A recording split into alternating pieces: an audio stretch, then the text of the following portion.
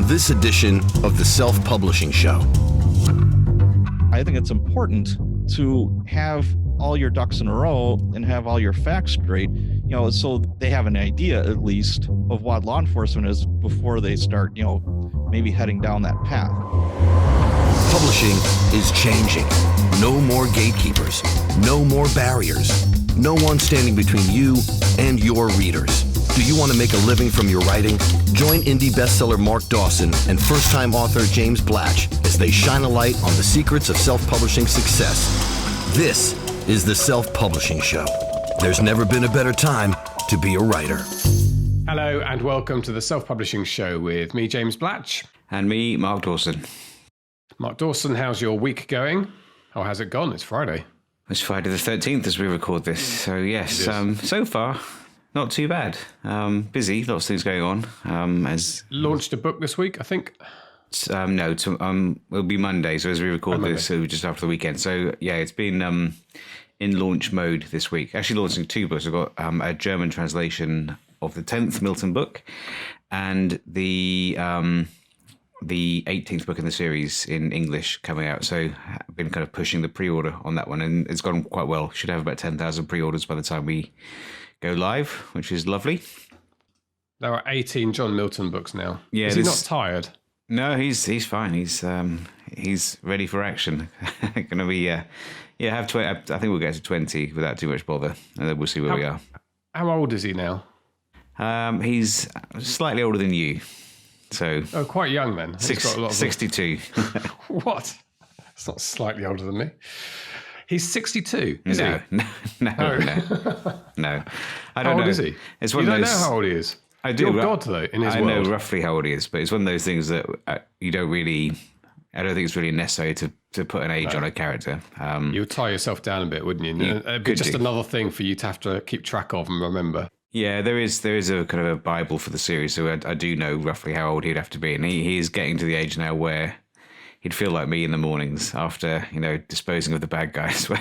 Funnily enough, I had my daughter kicked me on the leg last night playing, and she had her shoes on, and she must have caught my leg just on some particular part of the muscle. It was up on the thigh, and I don't know if you've ever had this done before. This couldn't be less relevant to what we normally talk about, but my whole leg locked up. The muscle kind of just wow. It swelled. Like a spasm. It was it was exactly like a spasm, and I couldn't move my leg. I had to have heat on it and then cold, and it's better today. It's still sore. I can't kneel down because my leg it's just locked. So anyway, that's basically that's what Milton is like now. He has a bit of a rough and tumble with the bad guys, and then he's putting deep heat into his muscles for the next 2 weeks. Yeah, I mean, I think the average age of people in our community, people listening, is somewhere between 30 and 50. It's that sort of. Generally, from when we go and meet people, that's generally where they sit. And I'd push it up a bit more than that. I'd say between 30 and 65. I would say. I know that's pretty. Yes. That's pretty wide. Yeah, maybe, and not so many at the 30 end. Probably is a bit more midlife, but the people at the upper end of it. And we are talking to somebody who's just retired from their main job in a moment today. That yes, you do notice those little injuries take a little bit longer to recover from. Having said that, I'm 53 and I ran my personal best 10K yesterday, which I was very pleased about. How fast was that? Not very fast because I've never been a great runner, but it was 56 minutes something. That's very good. So yeah, I was really pleased with that. So yes, life in the old dog yet. Okay, we do have a bit of an announcement now. I'm afraid it's a bit of a tease if you're listening to this at the time it's being released on the Friday, and that is that for Black Friday we're going to do a deal. Now normally we don't discount the main courses for a start unless you've bought a previous course. They're the only coupons we've ever done.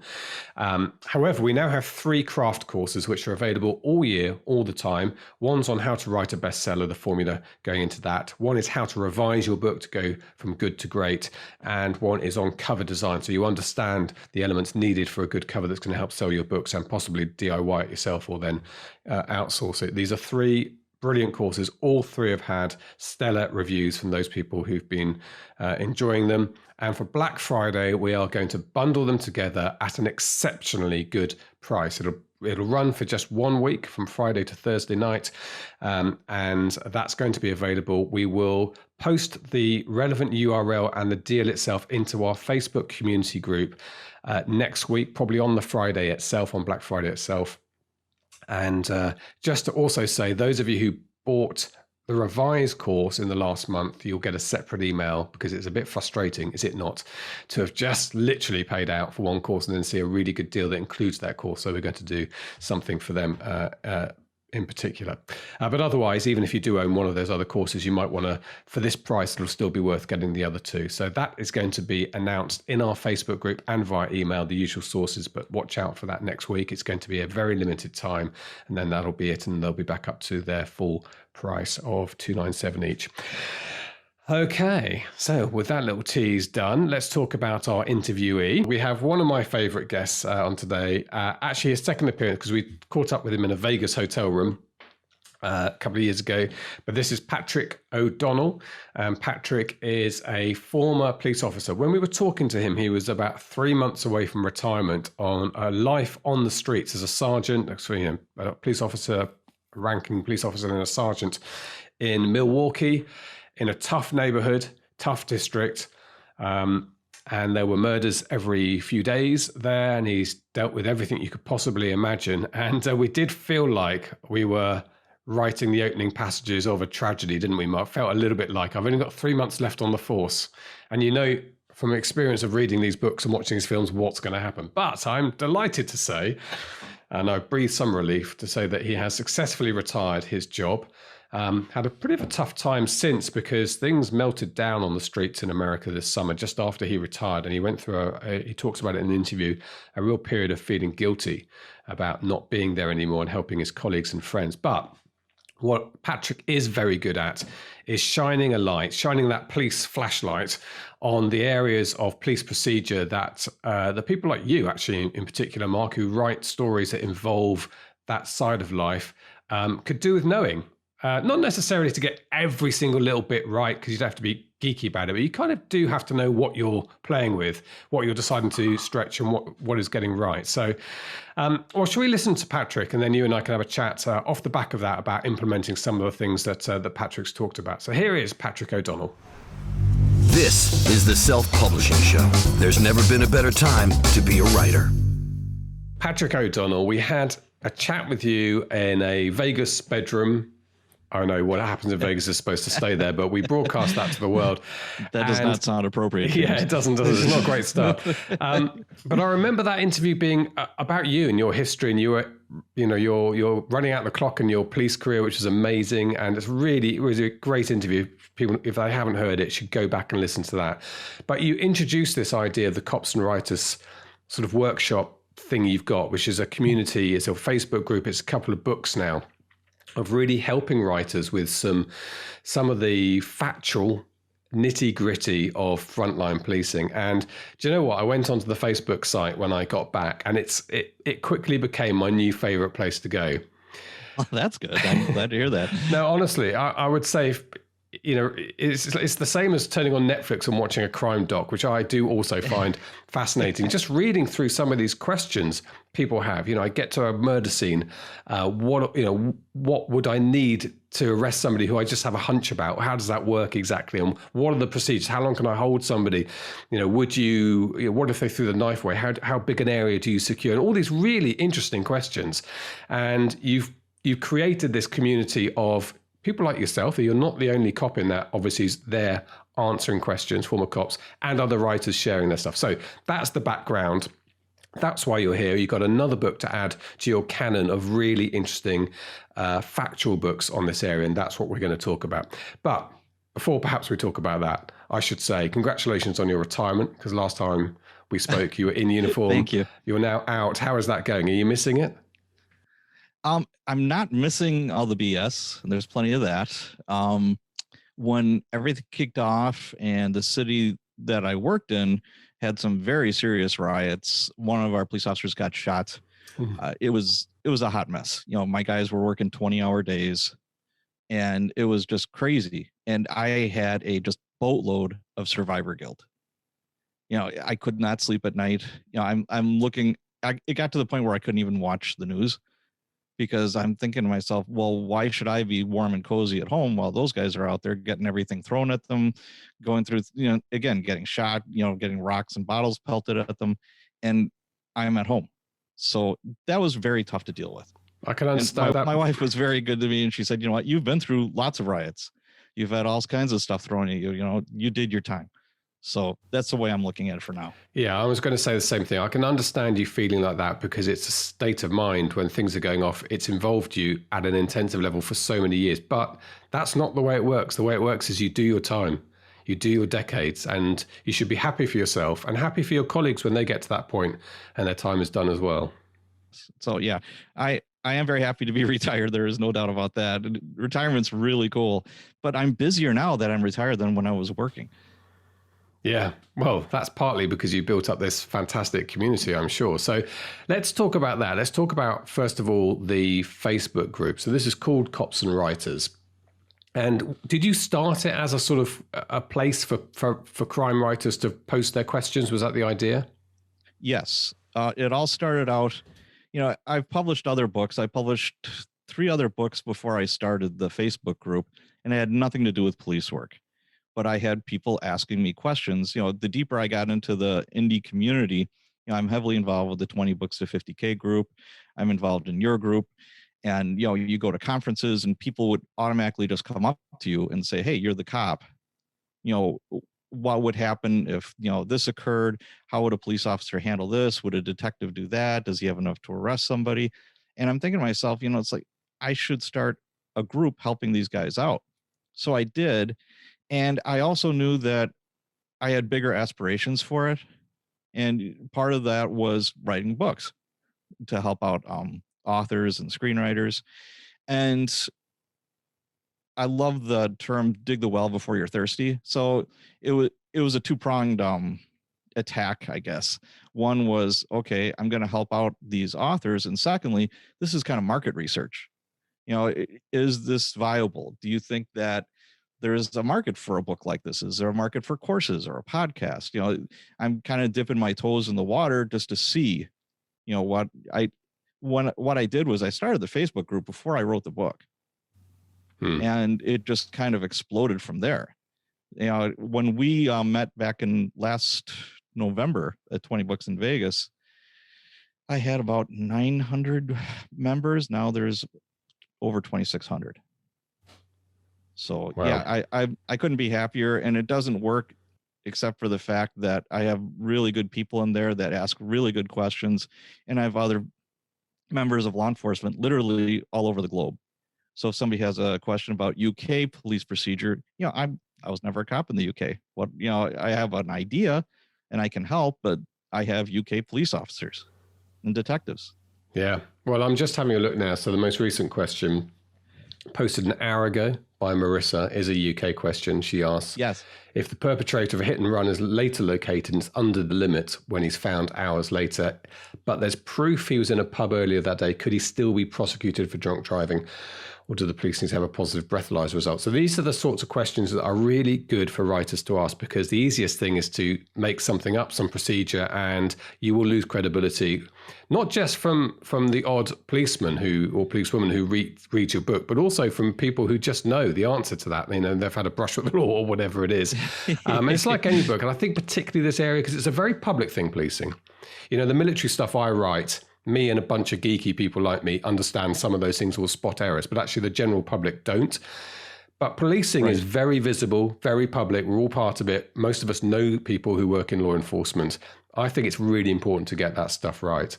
And so, yeah, you got an answer, I think, from one of your law enforcement colleagues here in the UK who explained about something called a back calculation. I don't know if you have that in America as well, do you?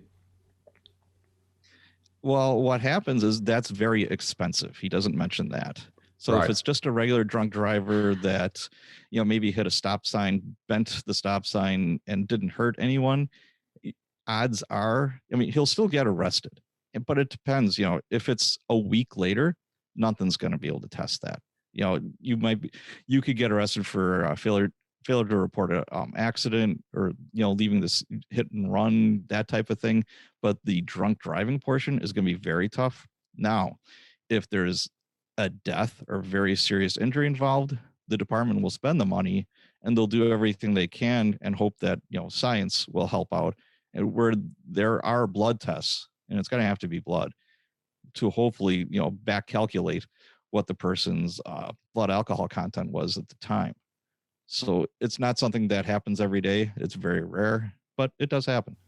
And there is the learning process. People start to see why this Facebook page is quite addictive to read some of these these questions.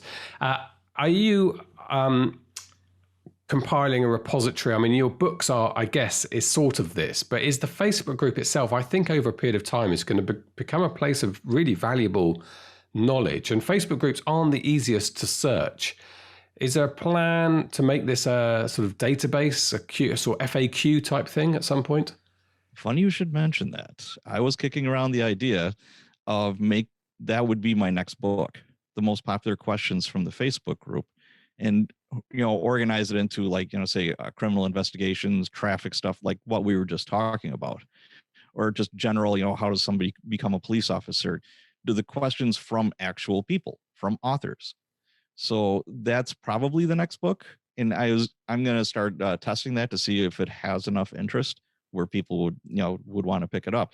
It would be something more on the lighthearted side and probably not super long, but like you said, it would be a handy reference guide. Yeah, would be useful. What are you finding out about your fellow writers? Are they coming into this group and of the books you read fairly well informed, or are you seeing quite a lot of mistakes in the way that law enforcement's described? Well, it depends. I have defense attorneys, I've got prosecutors, former prosecutors, former defense attorneys. They know the law pretty decent. The police officers that are in the group, they know the law, they know the proper procedures, but different departments will do things different ways. So sometimes there isn't always, a pat answer as far as, an easy answer. As far as authors, it depends on how much research they've done. Some are very impressive. They've done quite a bit of research. You could tell by the questions that, hey, this person has spoken to a police officer or a detective, or maybe they were a police officer or a detective. They were involved in law enforcement somehow, and now they're writers. I have a couple people like that in the group. So it's a wide variety. Some people are, I don't want to say clueless, but there's some people that are, the learning curve can be pretty steep. And, if you were never around it and, all is what you see on TV or reading books, or God forbid the internet, it's not a great place to learn. Yeah. That's, it's all about the willingness to learn, though, isn't it? It's about how people take it on board. And you do occasionally get people who just sort of stubbornly think, well, I'm sticking with what I wrote originally, even if it might be wrong. But I do quite like it. And I've just spotted one there, an example of this, where someone asks, in this case, Brendan asked, when an attorney comes to visit a suspect, is the conversation private or recorded at the precinct? And instead of someone saying it's probably not recorded, someone came in and said, it's unlikely we'd let an attorney in at this stage, which is quite a big bit of information to have, because whilst they could write the same scene, I suppose they'd have to add something at the beginning explaining why the attorney on this occasion got through at the precinct to that stage. Right. In 25 years of the district stations that I've worked at, I've never seen an attorney at a district station. You get arrested. You wind up at a district station. Usually it's the geographical area where you were arrested. And then after you're processed, you may or may not be questioned or interrogated there. Sometimes it depends. If the more serious the crime, the less chances that happening. You're probably going to wind up. We have headquarters. Like I said, we have 7 district stations. It's a city of 600,000 people, 1,800 members in the department. So say you're arrested for homicide. You're going to get processed and you're going to go down to, or you're going to get straight down to it's the police administration building, and that's the headquarters, that's HQ, and that's where the detective bureau is. So that's their backyard. So there's a city jail there. They'll get processed, fingerprints and pictures, etc. If they're intoxicated, they can't talk to them. Because if you interrogate somebody that's high on drugs or is drunk, whatever that interview is going to be will most likely get thrown out in court for obvious reasons. I don't know what I was saying. I was high as a kite, or I was so drunk I don't even remember talking to this cop. So it depends on what they say, personal observations, etc. Well, that's the sort of answer you get in this group. Is not just the answer you're expecting, but somebody questioning the scene that you've set up, which is useful. What sort of coverage have you got of the world? I can see the UK and the US very commonly. It's literally all over the world. I have quite a few Aussies and people in New Zealand. Asian, not too many. Canada, I have some good representation. The UK is strongly represented. Ireland, UK, Spain, France, a good chunk of Europe. And like I said before, Australia, New Zealand. But yeah, it's amazing. What a world we live in. 10, 15 years ago, this wouldn't be possible. No, it's absolutely really good use of the internet. Yes. Do you think positive? Yeah, for positive use of it. Do you think it's always important to be as factually accurate as possible in these novels? Or are you relaxed that if people want to go off grid a bit? What I tell people, because I also consult with authors and screenwriters, and I say one of the first things I say when I start talking to them is it's your story. But I feel there is a responsibility that you have.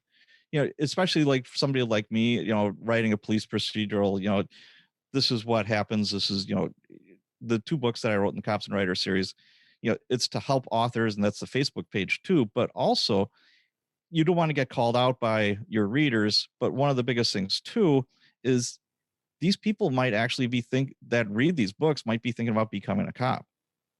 So I think it's important to have all your ducks in a row and have all your facts straight, so they know they have an idea at least of what law enforcement is before they start, maybe heading down that path. Yeah. So if they do go off, they're going off deliberately in a calculated way, knowing what the landscape should be. Correct. Okay.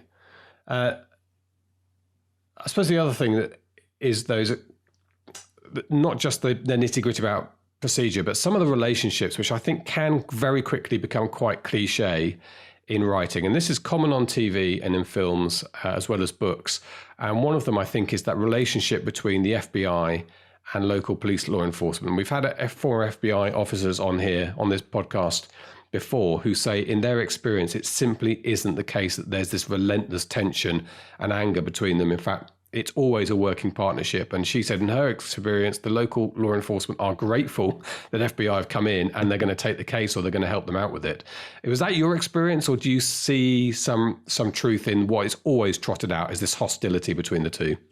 No, you're absolutely right. And I believe it was Jerry Williams. Yeah. That was on your show. She's fantastic. She has her own podcast.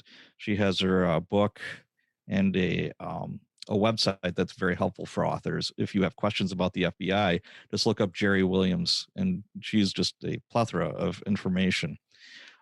Yeah, like what you said, there's no big fight. There's no big, hey, this is my case, get out of here kind of thing. And usually the FBI is not going to take over. They will help. They will offer their expertise.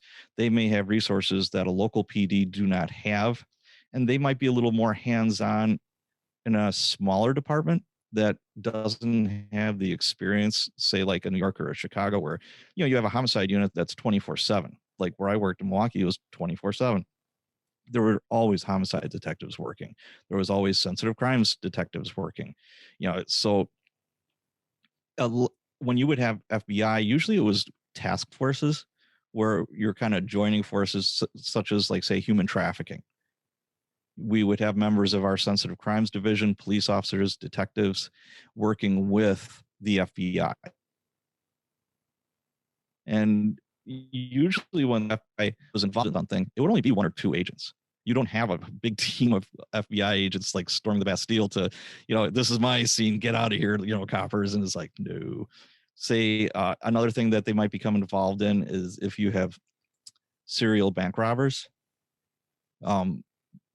Banks are federally insured, so that is kind of the FBI's turf, and it's also the locals' turf. In the 25 years that I worked, very rarely would you see an FBI agent at a bank robbery, and I've gone to a bunch of them. But they would show up usually if there was shots fired, somebody hurt or killed in a bank robbery, or say there's a crew of bank robbers and they're going from town to town or crossing state lines, then they would get more involved. Yeah, the state lines thing is a thing in the UK now as well. But I've kind of really? Okay. Yeah, starting to catch up with the criminals, taking advantage of the change in jurisdictions, particularly in the drugs world. And Mark ended up getting quite a personal view of that when there was a raid in the building adjacent to him, and he had a chat with the police about it. But it was exactly that. It was working with intelligence that came from London, but the arrests and raids being made in Wiltshire, which are two different police forces. So yeah, we're starting to be familiar with that as well. Okay, so that's the Facebook group, and honestly, I do think it's you can while away an evening reading through that. And then you've got these two books. The latest book is Crime Scenes and Investigations, both under the Cops and Writers brand.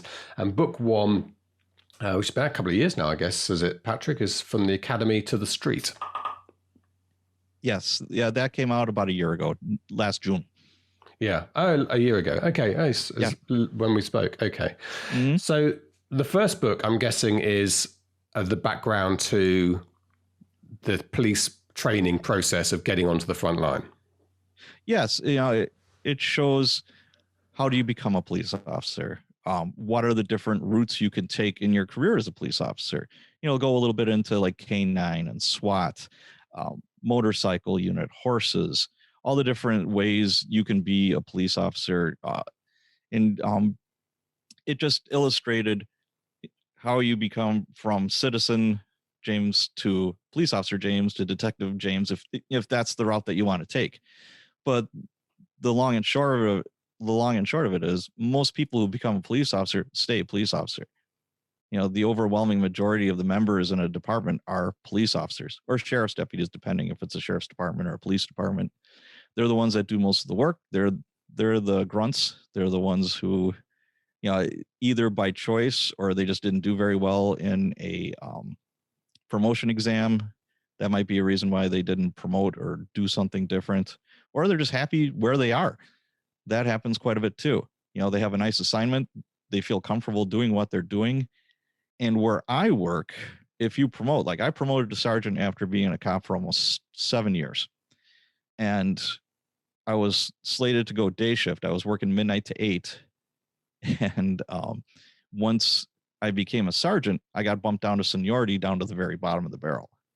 So I was working nights again. I worked nights for 17 years. Wow. I would have been day shift after almost a little over 6 years. Wow. If I just stayed a police officer.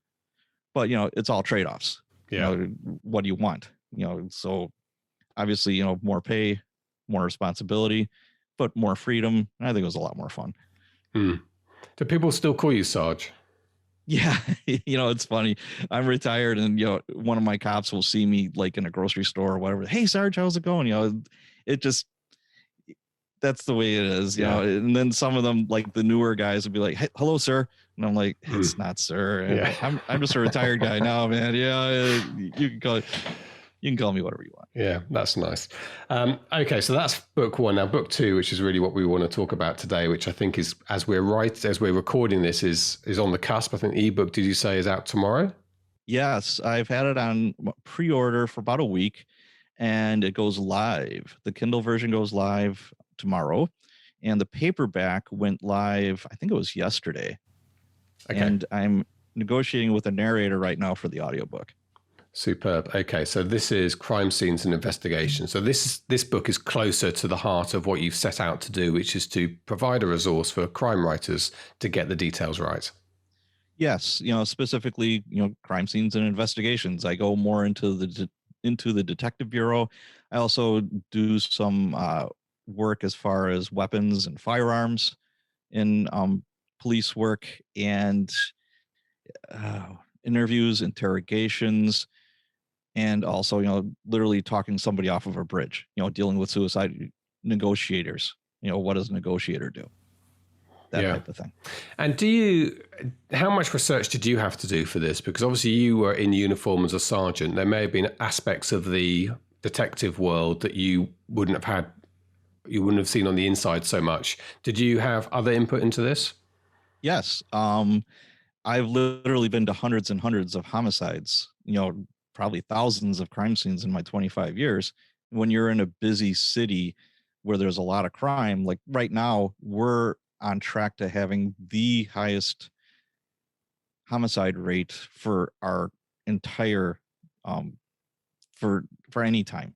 The only time that it would be higher was when Jeffrey Dahmer was discovered, and all the homicides that all the people that he killed.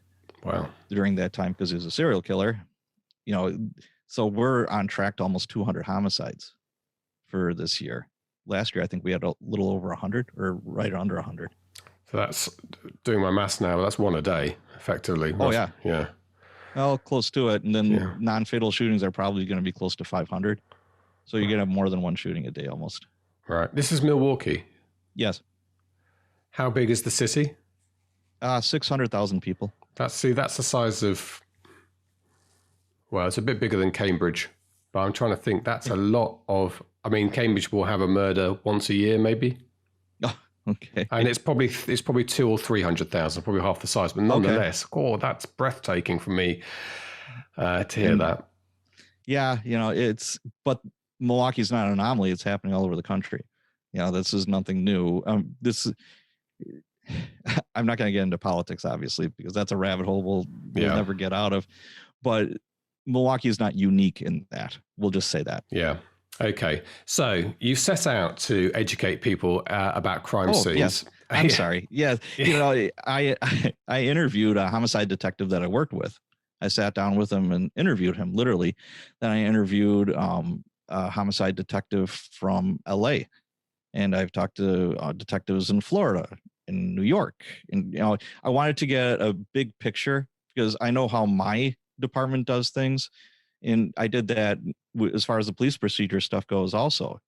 Just because Milwaukee does something some way doesn't mean that, LA is going to do it the same, or Chicago is going to do it the same. Right. So, and like I said before, you have a small town, maybe the FBI will, give them a hand if they have something really big. And then that same crime, they're not going to have anything to do with it in Milwaukee because we have detectives that do this every day. Whereas, say, in a small town, it might be like where you were talking about in Cambridge. You have one homicide a year. So it's like anything else. The more reps you have at something, the better you get at it. That's with crime scenes, investigations, all those types of things. Yeah. That is actually one of the problems that crops up in the UK occasionally. And I covered a very high profile murder of two young schoolgirls. When I was in the BBC, it became one of those cases that just became very famous. But one of the issues was that Cambridgeshire didn't have the experience of dealing with murders at the time. And they suddenly found themselves in a quite complicated, they were missing for 2 weeks. So there was a hunt as well. Wow. And I guess that must happen in the States. And your book, I don't know if your book touches on that. There's a very big difference, as you allude to, the being in the middle of, Minnesota or somewhere in the Corn Belt and in the middle of Milwaukee. Oh, absolutely. And in terms of procedures and so on, I suppose they should be roughly the same, shouldn't they?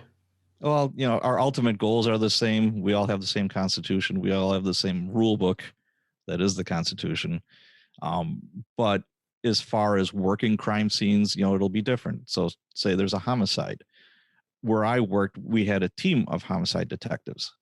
And you would have, say you had 1 or 2 dead bodies, you would have maybe 4 to 6 detectives that would show up to that. And there would be 1 lieutenant. Some departments have sergeants as well that are the detectives' bosses. You're going to have a bunch of cops there. You're going to have a sergeant. That was me. Sometimes you would have a captain from the homicide bureau that will show up. That's usually during the day, because usually captains work during the day. They don't work at night. And you would have all these people, and you might have 1 CSI person, the one who takes pictures, video, fingerprints, collects DNA, collects blood, that type of thing. but they don't physically collect the evidence. The detectives will document the scene. They will, and by documenting the scene, it's literally a steno pad and a pen, and they'll describe in their reports, because they're going to write a report later, what the scene is.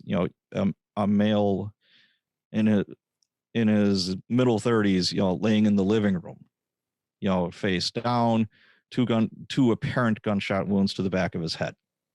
And then they'll start describing if there's any evidence. There was a pistol found in the kitchen. This is the make, model, serial number.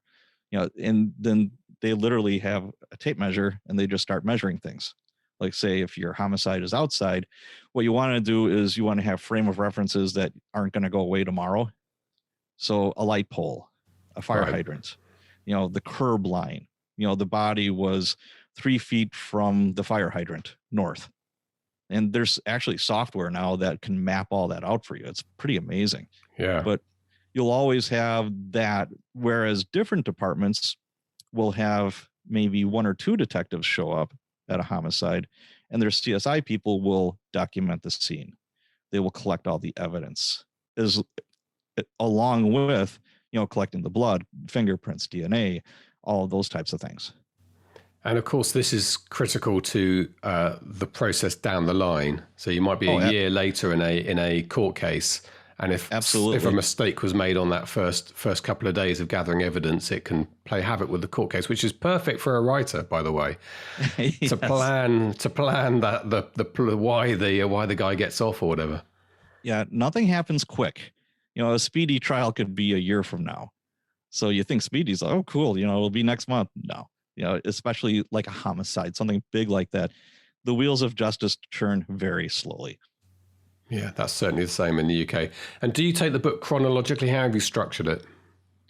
Yeah, pretty much. I started with just crime scenes, who does what at a crime scene, like what I was just talking about, as far as who processes the crime scene.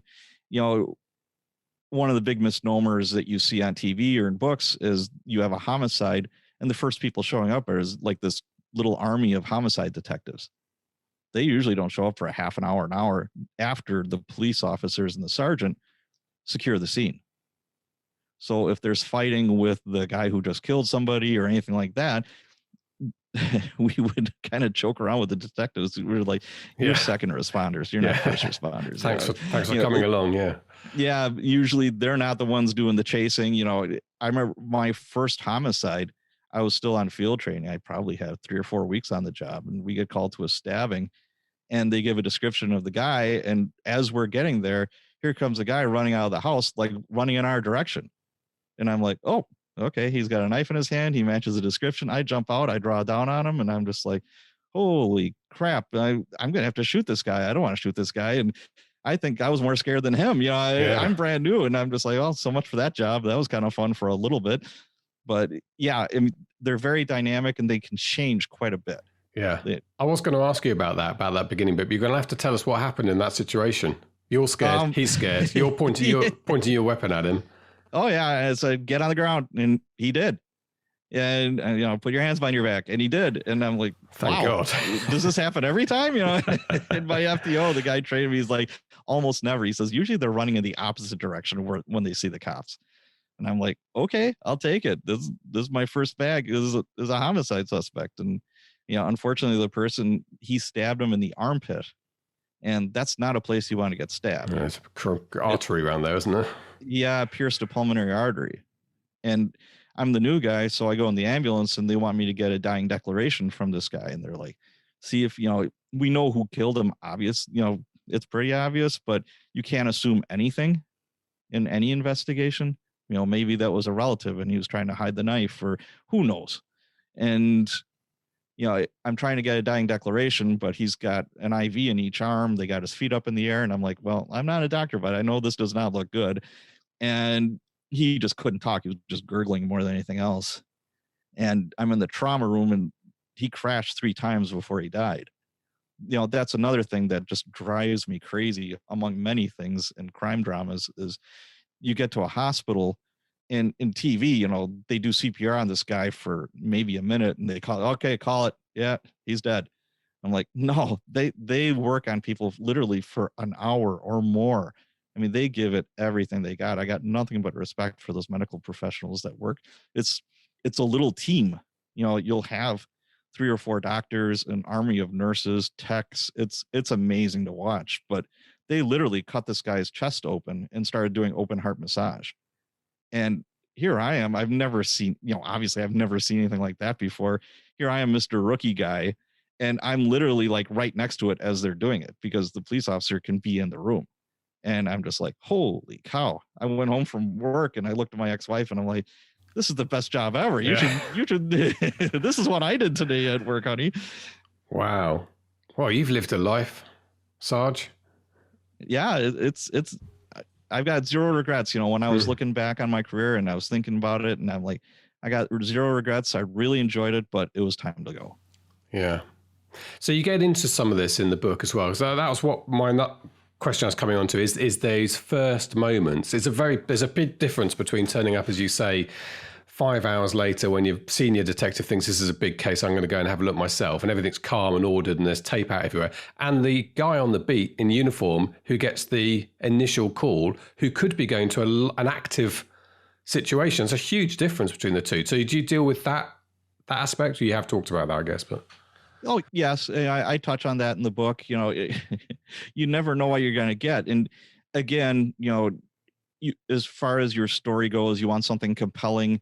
And obviously it has to last a while to keep your readers involved. You know, you don't want to pump out a book that's, you know, 40 pages. That's your crime thriller, you know, or whodunit or whatever. But a lot of times these crimes, it doesn't take Sherlock Holmes to figure them out. You know, the prisons and jails are filled with stupid criminals. And, you know, it never ceased to amaze me. Yeah. Truth is much stranger than fiction. I suppose we have a distorted opinion of that because we constantly read whodunits and crime thrillers where it's not straightforward. And we watch even the reality documentaries that I'm addicted to on Netflix, The Staircase and others. They're always those cases that are intriguing, but that belies the fact that for every one of those, there's 100 cases where you walk up and there's, as you say, somebody running away with a gun in their hand or a knife in their hand, whatever. Yeah, you know, I remember, again, I wasn't a rookie. I had about 4 or 5 years on, and the squad area that I worked had a hospital there. So people would dump bodies off at the hospital. You know, they'd shoot them, or here's a great story. This guy is at a bar. It's bar time. He's been chatting up this girl all night long, and he's thinking to himself, well, I'm going to get lucky. He's kind of an older, frumpy guy. He's probably close to 70 years old, real frumpy, and just kind of clueless. And, you know, and this girl's like, yeah, I'm going to go home with you tonight. And she was a prostitute, but he didn't realize it. He was just, yeah, there was going to be some money transaction, and she had a history of prostitution. So she's like, well, can you take me home first? I have to get some toiletries, you know, some clothes, whatever. He's like, sure. So again, he's thinking, this is going to be the best day of my life. This is the best night ever. If it's too good to be true, it's probably not. Because that's the old phrase. He drops her off. It's in a very rough part of town. And he hears some kind of skirmish, and he sees this girl just come tumbling down the front stairs. What happened was this woman goes inside the house, and the woman that she's living with, who's her partner, isn't very thrilled that she's going home with the guy. So fight ensues, and her partner stabs her in the chest with a barbecue fork. Wow. So here's this guy going from the best night of his life to the worst night of his life in half a second. So he scoops her up, puts her in his truck. He had a pickup truck, drove her to the hospital, but he actually stayed, which is surprising to me. Most of the time when I get called to something like that, there's a dead body. By then, you know, they already have him in a room that they were working on him. And I'm talking to the doctor, and he says, well, first I see the guy and he's just in shock. So I had another police officer sit on him, you know, get his basic information in the story. So I go in the exam room, and here's this woman, you know, she's probably in her early 30s, and she had 2 holes in her chest. And the doctor's like, by now she's pronounced dead. she's deceased. And the doctor's like, there's 2 holes here. I thought it was a shooting. I took an x-ray and there's nothing metallic in the body. And there's no exit wounds. And I'm like, yeah, I don't know either. So I make all the notifications that I'm supposed to make. Here come the homicide detectives. And they're like, well, they're talking to a guy. And it's like, could you take us back to the house where this occurred? I said, sure, I remember where it is. So I go up there with the homicide detectives. I knock on the door. Lady opens it. And the first words out of her mouth were, it's not like I killed the bitch. Right. And then everybody just looked at each other like, oh, okay. And the barbecue fork is literally in the sink. There's still blood on the tips. And you're like, okay. Again, I don't have to be Sherlock Holmes to figure this one out. Yeah, she saved you a lot of trouble. Oh, I've got more stories like that. It just, yeah, it's crazy. And have you put some of those personal anecdotes into this book as well? Yes. Yeah. So yes, I have. Breathe some life into it. Right. Good. Well, Patrick, time's whipped through. We have 40 minutes of talking. I could listen to you all day, and I will do at some point in the distant future where we can be in the same room at the same time. That'd be fantastic. I will buy the first pint. Yeah, well, I'm looking forward to that. And I'm also going to get a copy of Cops and Writers because I think I do think it's important. Like you say, we said at the beginning, it's not absolutely gospel. You've got to get everything right. But if you're going to go off track, you should know. Right. I think one of the problems that writers have is sometimes they become obsessed with, they have to have every little fact, spot on, instead of saying, the person used this chemical to try to get, blood, blah, blah, blah. And it's like the CSI people came and processed the scene. There's nothing wrong with that. And then if there's something that, is important to the story, they got 3 partial fingerprints and a palm print, near the body on the coffee table, or, whatever the case may be. So don't kill yourself with that. Do your due diligence, but don't overdo it. Yeah. Like you say, people are interested in the story and the characters and the journey. Just don't make Oh, absolutely. I think the character is number one. Yeah. The police officer. And then if you have a compelling, suspect, or you have somebody like Dexter. Yes. I just finished watching that on Netflix. I love Dexter. It's fantastic. Yeah, I love that. And there's lots of stories, maybe not quite as prolific as Dexter, of people who in every way, shape and form were right in front of you, but they didn't know. We have a famous case that bubbles up every now and again. The guy's been in prison for 20 odd years now for it, but called Jeremy Bamber in the UK. And they've done another dramatization recently. It's a really interesting one because he was the one, in tears and showing the police around the house for several weeks before the penny dropped. Wow. And he still protests his innocence. I think because he got so far without being nabbed, he thought he could get away with it. Look, it's brilliant. We could talk endlessly about this. We will talk again. I will just give a shout to Jerry Williams' podcast interview, which is also in our background. I can't remember what number it is, but we'll get Catherine to put a link up in the screen there. So Jerry Williams came to speak to us about FBI myths. And that's a great interview to listen to alongside yours, Sarge. And you got the whole gamut there of law enforcement and of course the legal side. That might be your next one. Do you think maybe moving into the process beyond the crime scene? My editor is a criminal defense attorney, and I had an entire chapter devoted to, the criminal justice system. And some of it I got wrong. I mean, I know when you're supposed to Mirandize somebody, I know how the law works, but the nitty gritty, the real bits and pieces, she said, and I thought to myself, well, that could be a book. Yeah. So I might do the Facebook questions one first.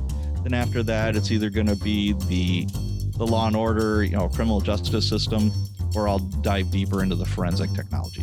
Yeah, fantastic. We'll look forward to that one as well. Sure. Patrick, thank you so much indeed for joining us. Congratulations on the publication of the book and, of course, your retirement. Do enjoy that. You've deserved it. And we'll catch up again soon. Thank you very much. This is the Self-Publishing Show. There's never been a better time to be a writer. What an absolutely lovely guy, Patrick. And I said in the interview, I love his Cops and Writers Facebook page. It's like watching an episode of a Netflix series on crime, because you get all these fantastic questions about what happens at the scene of a crime. And writers are midway through a scene and suddenly the policeman's arrived or the police officer's arrived, and they're scratching their head thinking, well, would they pull their gun at this stage? Who would they talk to? Would they believe the first, what's the sequence of events that's going to bring some authenticity to their books? And what a great service to provide for authors, Mark. Yeah, very good. Yeah, it's a service that if you're writing, personally, I don't think it's necessarily one that's restricted to people writing thrillers. You could have a romance novel set with a policeman as the protagonist. So there are always going to be writers looking for someone to give you those details to get them right. And Patrick's, he's good at that. And something I have in the UK, just in the middle of about 40,000 words through the second Atticus Priest book at the moment, and I needed a bit of help to get Atticus into a certain situation last night, and I have a friend, another author actually. He's becoming quite successful in his own right, Neil Lancaster, with his Tom Novak series, and he was a fairly senior. I think I've mentioned him on the podcast before. He was a fairly senior, I think a DS, and was heavily involved in the Levi Belfield case. You remember that from awful not too long ago, a multiple murderer who was going around attacking young girls typically. And Neil's got lots of experience, and he's been tremendously helpful for me. We just have a little Facebook Messenger chat going on, and I just say, I've got a problem. How do I get Atticus into this situation? And he comes back with something that is at least reasonably plausible, which is all I need. So no, it's indispensable to have someone like that, especially if you're writing something set in a contemporaneous world and you want to get the details right. You do need someone like that. Yeah, and Patrick talked about the 2 books that he's got out so far, both available, which go into detail in those areas. I think he's going to do a law process one after that, and possibly an FAQ style book based on the questions and answers that pop up in the group. But the group's valuable, and I would recommend joining it if you write in anything like this area. Because people ask the questions, and it's not simply Patrick as a former sergeant in Milwaukee answering questions. He's got police officers and lawyers in South Africa, lots in the UK, Australia, New Zealand, every country around the world are in this group. And you'll get answers. Sometimes you'll get a discussion between policemen about different approaches or different understandings and interpretations, which is also useful because it gives you an idea of some of the tensions that can exist at a crime scene that come in. But don't fall into the cliche of the police officers all hating the FBI when they turn up, which we did talk about. And we often talk about, and Jerry, the former FBI officer, dismissed out of hand, and Patrick backed her up 100% and said they work closely together 99% of the time, and they're usually relieved and delighted that the FBI have come along to help them out on big cases. So it's such a cliche in films and TV, isn't it? Where they hate each other. This is my turf, which I believe is how they speak. Oh dear. Okay, if you say so. Okay, thank you again to Patrick O'Donnell, and I really hope he enjoys his retirement. Do join that Cops and Writers Facebook group. It is great fun. That's it from me. I have nothing more of interest to say. Mark, you've got anything else interesting to say? I have nothing interesting to say at any point. So no, we can be done with this, I think. We can enjoy our weekend much as we can in locked down UK at the moment. But we'll make the best of it. Thank you very much. All that remains for me to say is it's a goodbye from him. And a goodbye from me. Goodbye. Goodbye. Get show notes, the podcast archive, and free resources to boost your writing career at selfpublishingshow.com. Join our thriving Facebook group at selfpublishingshow.com/Facebook. Support the show at patreon.com/selfpublishingshow. And join us next week for more help and inspiration so that you can make your mark as a successful indie author. Publishing is changing, so get your words into the world and join the revolution with the Self-Publishing Show.